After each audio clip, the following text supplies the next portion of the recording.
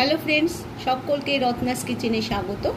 আজকে আমি বানাবো মিল্ক পাউডার দিয়ে আর চিনি দিয়ে ম্যাঙ্গো মিল্কশেক। তো তার জন্য আমি কি নিয়েছি, ম্যাঙ্গো কেটে নিয়েছি আর নিয়েছি মিল্ক পাউডার। এখানে 3 চামচ মিল্ক পাউডার নিয়েছি, 2 চামচ চিনি নিয়েছি আর নিয়েছি আন্দাজ মতন জল। এবার আমি চিনি আর এই মিল্ক পাউডারটা এর মধ্যে ঢেলে দেবো।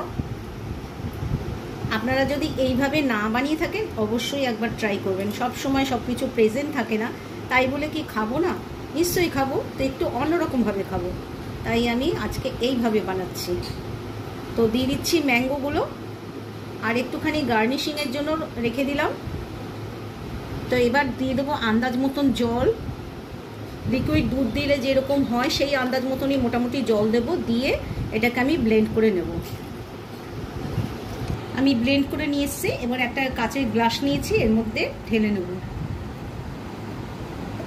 কাঁচের গ্লাসের মধ্যে ঢেলে নিয়েছি আর ওপর দিয়ে এই টুকরোগুলো এর মধ্যে দিয়ে দিচ্ছি, যাতে যখন প্রত্যেকটা যখন ঢোক গেলা হবে তখন আমের যে টুকরোগুলো পড়বে তাতে কিন্তু বেশ ভালো লাগবে।